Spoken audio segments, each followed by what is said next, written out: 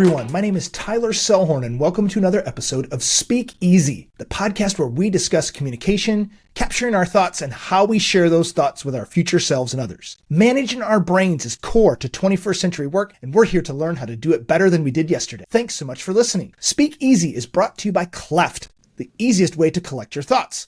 With our cross-platform applications, you can simply capture your ideas wherever you are and paste them where they belong later. Today, we are blessed to be learning out loud with Katie Scheuer. Katie works at Mural, a visual collaboration company. She helps teams transform how they work. Katie, I'm curious, tell us about you and your experience as a learning designer. Yeah, sure. I've been a learning designer, I suppose, my whole career. I started as a career coach about 15 years ago, and I didn't call it learning design. Right? I would build workshops for students, helping job seekers. And I realized over time that I didn't want to be in a one-on-one conversation anymore. I wanted to have ideas that could be scaled, right? For lack of a better word, I wanted to have a larger impact. So right before, about 6 months before the pandemic, it was very interesting timing. I joined a remote work training company. So this was very niche back then. And you know Tammy Bielen, she's just an absolute genius. Yeah, shout out to Workplace Lists. You know, we have been introduced because of that, learning and scaling your impact as a learning designer in that space. So yes, shout out to Tammy. Shout out to Tammy. And I just saw her this past weekend at a gig with Brian. He's playing music. It's amazing. I mean, part of what I love about the remote work community is we all can stay connected, right? Whether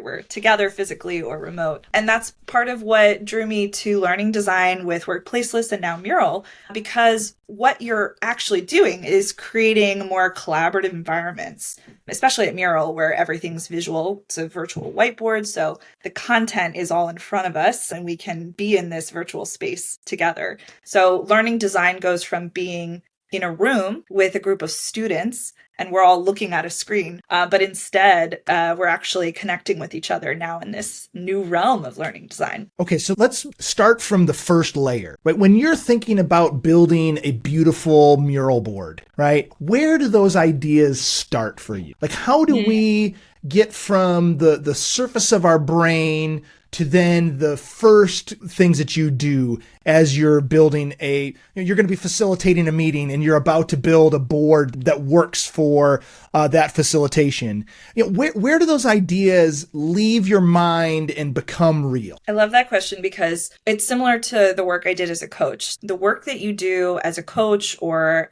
if you're designing a meeting, it always comes from a need, right? We collectively, so for me with a client or for someone who's leading a team, there's a goal that we need to accomplish together. So once that goal or need or skills gap or pain point is identified, then you can start to think about the content. But until you have a purpose for meeting, I don't recommend you meet. And this goes back to my days at Workplace Lists, right? And Tyler, you and I on the Async A team way back. We talk a lot about not scheduling meetings unless there's a purpose. What are your takes on that? What's your take on that these days? So I'm very much in the space of using the computer as your teammate that lets you work out what it is that you're saying, hey, start with the why of the meeting before you have the meeting. And I think for me, one of the things that's really useful to have in your back pocket is to have a way for the computer to talk back to you, right? And you know that is the core loop of Cleft, right? Is to think out loud with your computer, and it gives you back structured text that you can share with yourself or with a teammate. Exactly. And I think those are the things that I think are really, really useful. And obviously, like, we were so excited to look each other in the eyeballs today, right? Obviously, we're doing this screen to screen here across the interwebs. Like, for me, the why did I want to talk to Katie is because I love thinking out loud with people that I know are smart and have, learning design as their background. I guess maybe I'm going to throw it back to you is that, okay, when you think of why you're going to meet with somebody and have that shared experience of like, okay, we're going to share our screen onto a mural board or whatever it is that we're, a document, like that I think is the core experience of 21st century work, is to say, okay, we're going to look at this together, right? What is the core components to that stuff? When you starting with the why, all right, well, we've got our why. Now, what do we put in front of our eyeballs together? When, like right now we're looking at each other face to face, but I think of Mural as a way to put ourselves shoulder to shoulder looking at the same thing. Exactly. And this harkens back to this framework that Tammy, Jacqueline Zeller, and I built at Workplaceless, which if we can maybe even drop that into some sort of link for your podcast, but it's a visual that represents a balance of synchronous time and asynchronous time. So synchronous meaning the time that we spend together, and asynchronous, the time that we spend working independently. And if you're going to dedicate time as a team, and because remember, it's not just about the hour that you're spending. If you're in a meeting with 10 people, that's 10 hours of company time that, leaders are paying for. So it would benefit us all if that time was spent in a very productive way. Oftentimes, the best way to be productive is for us to come with a purpose. And usually that purpose is, number one, connecting, right? That is such a critical part. Whether you're hybrid or remote, organizations definitely need to invest and create space for people to connect. So you're not showing up to a meeting to listen to a boring agenda.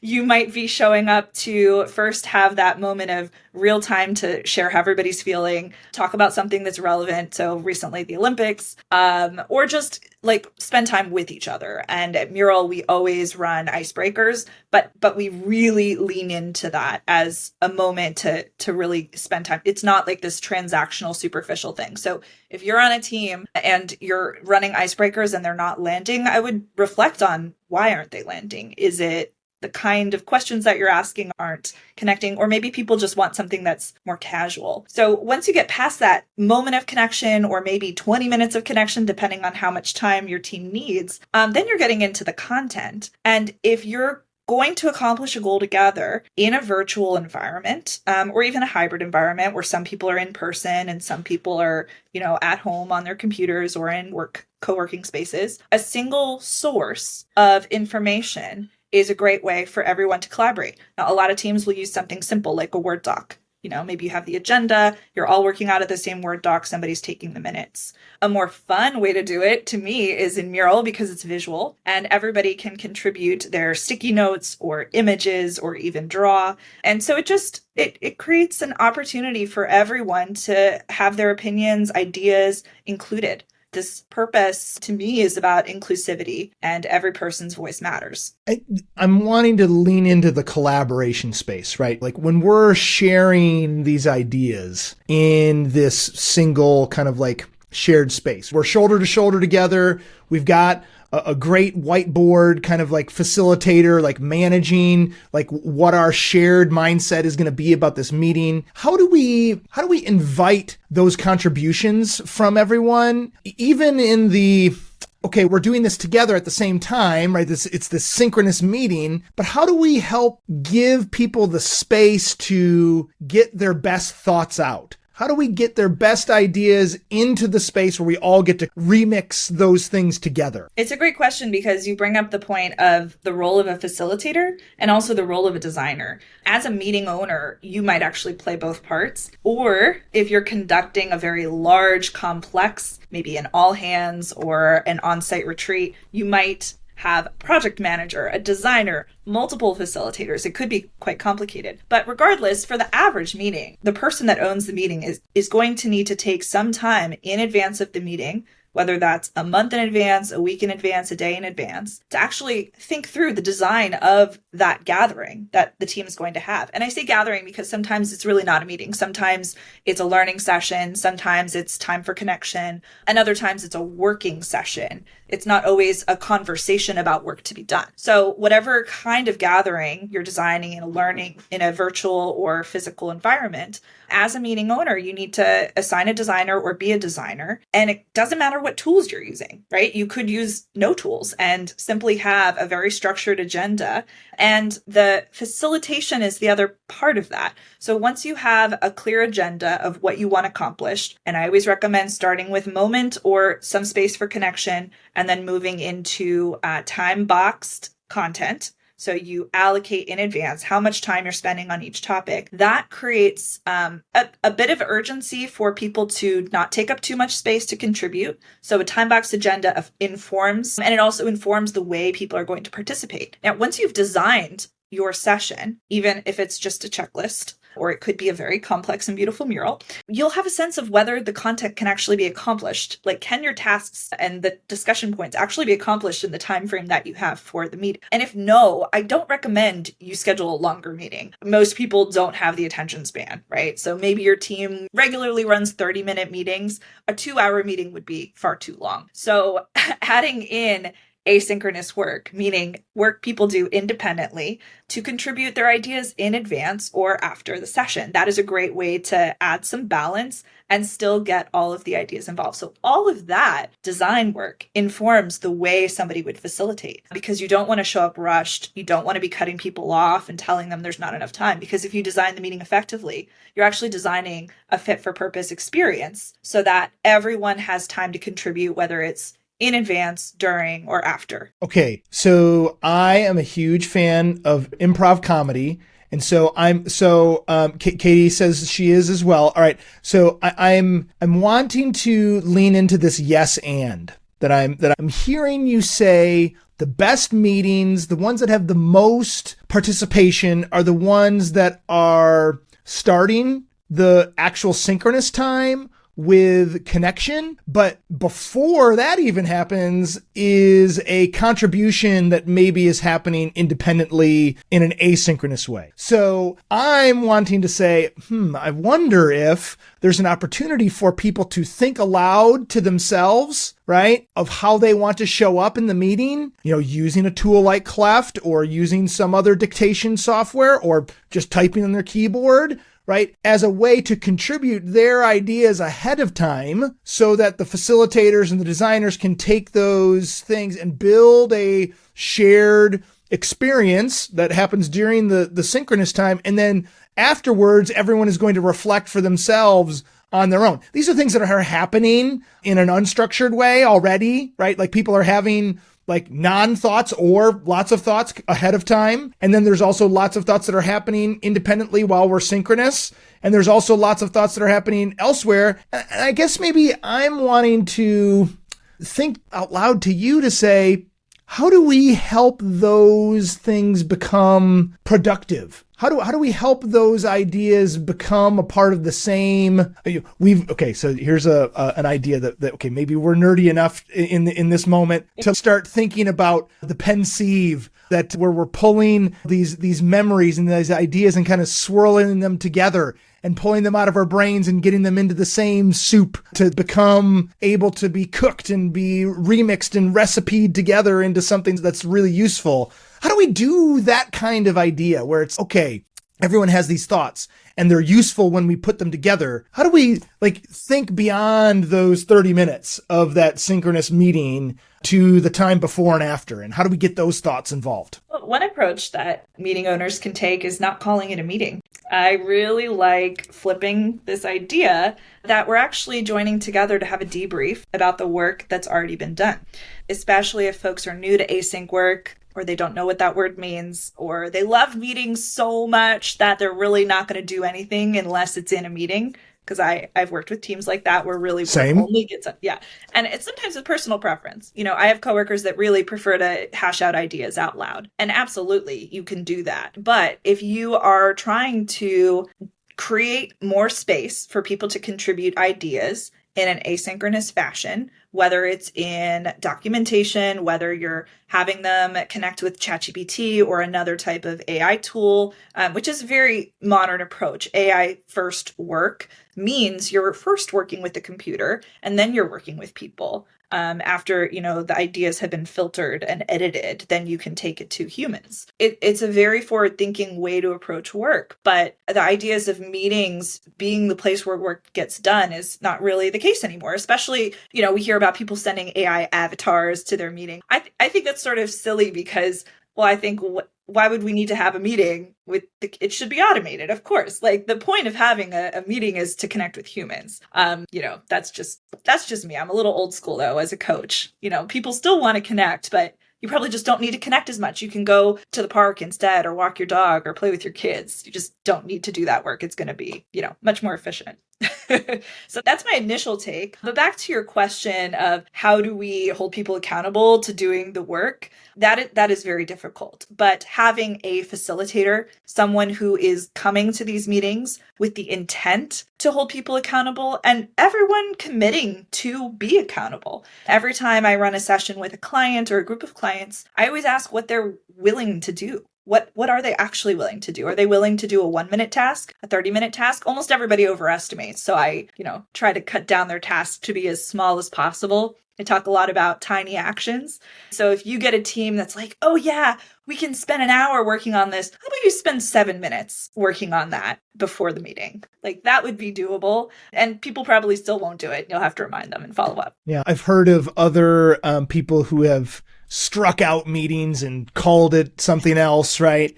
And I think that one of the things that is potentially useful is to insert time for reflection individually as a collective group, right? So maybe you do have that half hour, but you spend the first, 10 minutes, you're kind of like thinking to yourself about something because our calendar is too full as it is.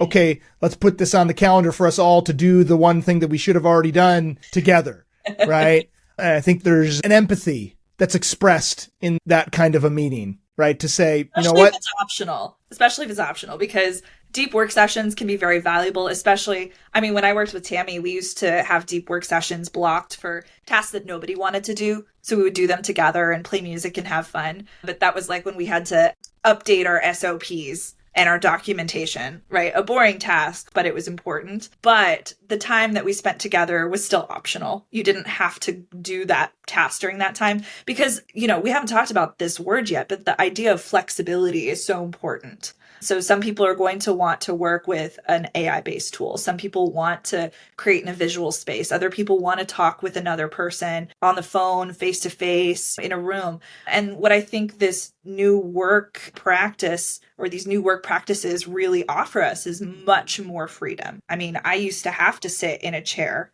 and talk face to face. I didn't have the option for all of these wonderful tools and features that could give, me or anyone what they want in that moment. Now we want to actually work in pictures. Now we want to use words. Now we want the input of AI. Now we want the input of a group. There's just more opportunity, I think. Yeah, I am grateful for your influence on me to think of work in spectrums, right? To think of the trade-offs on every part of the spectrum, and that there is power and there is intention expressed when you say this, not that, right? And here's why. I think it's really important to be explicit about we've chosen this meeting to have a whiteboard. We've chosen to have this debrief async. It's all choices, right? Yep. Even when you are declaring that you're not choosing, that is a choice of its own. Yes. So we invite all of you listeners to be mindful of the choices that you are making or not making in the spectrum of work, and whether you're going to choose to have a visual tool involved, or you're going to choose to meet in person, or you're going to choose to be flexible about how people contribute. These are all choices that you're making or not making. And I think that I guess maybe that's what I want to invite us into, that space. This is where every time you talk to Tyler, it's going to be in that metacognitive space. How do we make good choices about where we fit our meetings or fit our collaboration in? Yeah. And so much of that depends on personal preference, the constraints of your job, your team's preferences, time zones, the work style of your company. The physical setup of your company. So I choose to work for remote first organizations, so companies that are globally distributed, because I like to work around the clock. And I don't mean I'm working 16-hour days every day. But the way that my life and work is very fluid, right? As a designer, as someone who works with clients and creates content, my ideas happen at different parts of the day, depending on, something I just read or who I spoke to. And so I don't like to be limited to 9 to 5. And also I get most of my energy between like 6 a.m. and 3 p.m. So much of my work gets done really early in the morning when I'm chit-chatting with my colleagues in Europe. There's a moment of time at Mural because, we're global, but like that 11 a.m. to 3 p.m. time slot is really good for team meetings. So that's when I'm conversing a lot. And then I usually have a break for family. And then I might be coming back to some ideas at the very end of the day. Again, for practical reasons, depending on who's online, but also just my own schedule. Other people don't want that. Other people actually just want to be done, or work within 9 to 5. But the whole point is that I'm not obligated to do that. The next day, I might decide, no, I'm going to work a 9 to 5 schedule, or I'm going to work a 8 to 4 schedule or whatever. But that's the freedom that Mural and some of my other organizations have offered. And not everybody has that mentality. It really depends on the amount of flexibility that individuals want, need, and how much their organizations are able to offer them. Okay. I want to just invite us to conclude with some directed Katie sourced ideas for how do we capture our ideas? How do we get the thoughts from our minds onto paper, onto a whiteboard? Mm-hmm. What is it how can we do that better? Well, somebody that I'm following a lot these days is Allie K. Miller. She's on LinkedIn and she runs an AI first business and teaches about AI first business, right? Very similar to, the work that I was doing before, teaching and living remote work first. So Allie is somebody that believes that you don't ever start with a blank document. I try to take that to heart. So if you're putting your ideas down on paper, before you're heading in a direction too far with your notes and saying like, okay, now I'm like ready for my meeting, interacting with a tool like ChatGPT for me is very valuable because it often gives me a little bit more structure, whether I'm structuring questions for a meeting with my manager, preparing for client interviews or content, like whatever it might be. Or if it's in Mural, I'm making sure that I'm pulling from existing templates, not designing something from scratch. So for me, having structures like a tool like ChatGPT or designs in Mural, it helps me see what I'm missing just from my brain dump. Another way to go about it is to take a brain dump and ask a tool to transform it into something else. So with Mural, we have an AI hub that's coming out. You put your workshop ideas in the hub and it will build a workshop for you. So that's going to be wonderful for workshop designers because now you have your first draft. It's not perfect. You're going to go in and change a ton of things, but at least you're not starting with a 10 bullet list and a totally blank Mural. So that's just how I operate. And I think having iterative loops where you're getting feedback really fast. So if it's in Mural, I'm tagging my favorite coworkers and getting them to take a look early on. If it's me taking notes and talking to ChatGPT, there's a lot of edits and revision and reprompting the tools so that I'm actually getting better outputs. That first draft doesn't sit for very, very long. So great to hear you and your experience rhyming with ours here at Cleft. Just thank you so much for learning out loud with us today, Katie. We appreciate you. You're welcome.